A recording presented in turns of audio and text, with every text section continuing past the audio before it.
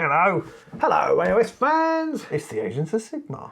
And in this video, we're going to tell you the 5 best spellcasters in the whole of the Underworlds.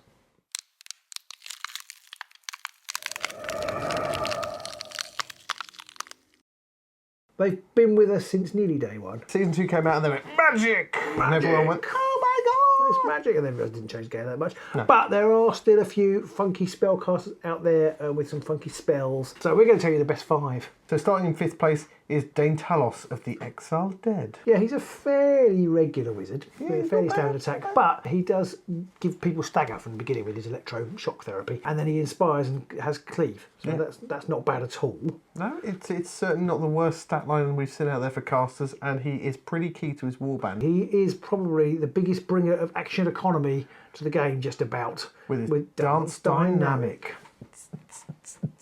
He's really good for that reason, key to the warband, and just a great utility wizard. Making them all move, which includes himself, or making them all attack, which also includes himself. Pretty strong, and he really is a utility fighter, because he's electricity.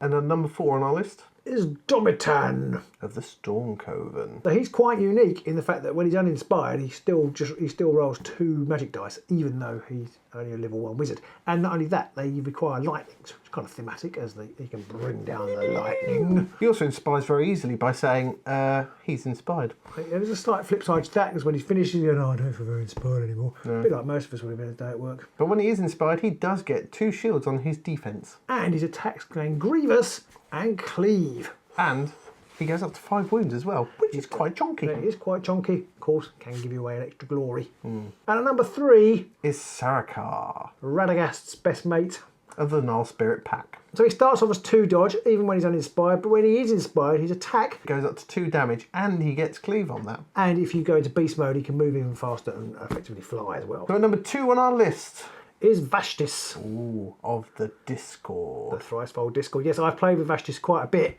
She don't play nice, but she is a really good, good utility wizard. You've actually got 2 in that warband. 2 dodge, really good attacks. I think she's got range 4 when she's inspired. Rolling lightnings again. And she can fly, she's really fast. And she is the heavy lifter of the magic in that deck. And finally, we have Ephilim, which Pete knows all about. Yeah, he's number 1 on our list for a lot of reasons. I mean, he is a follower of Tzeentch, which means he's going to be high up anyway. But he rolls 2 dodge straight off the bat. He has a range 4 attack. He rolls lightnings when he's inspired, and he does 2 damage when he gets there as well. He is also very easy to get to a level 3 wizard without any kind of upgrade cards at all once he's inspired, which means he's rolling 3 dice on his attack.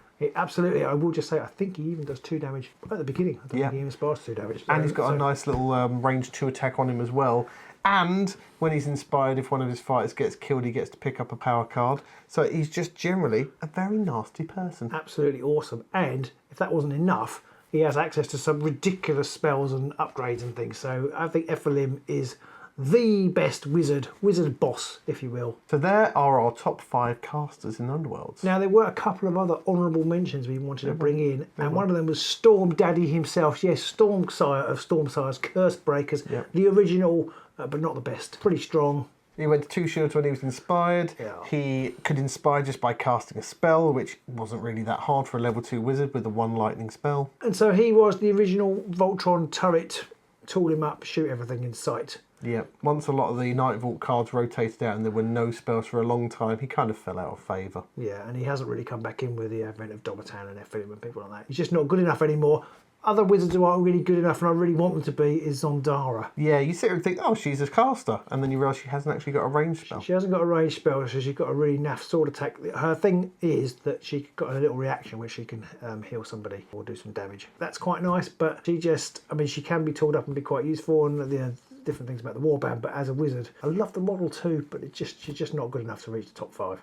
Yeah, and talking about other wizards that don't have ranged spell attacks, you've got Thedra. You've also got the 2 vampires from the Crimson Court. Both of them are spellcasters, and actually when Gorath is inspired, he's got quite a nasty little spell on him which enables you to take a wound for one of your fighters and slap it on somebody else. So it's ping and heal, all for 1 lightning. Oh, and you kind of forget that exists, and then somebody does it to you when you play Crimson Court. It's like, oh. Oh dear. Their drawback being, of course, that they start off at a level 1, but they do have some shenanigans to get them up to level 2 easily enough, and if you stick a casting deck with them, they could get a bit better then. So let us know who you think your best wizard is, Artemis, and comment below. Yeah, don't forget to like, subscribe, and ring that bell as always. And if you do want to see more irrelevant content like this, do consider supporting us on Patreon. You can join our Discord, you get extra battle reports, and yeah, it's a really good fun community, and we'd love to see you over there. And all the money goes straight back into producing more of this for you.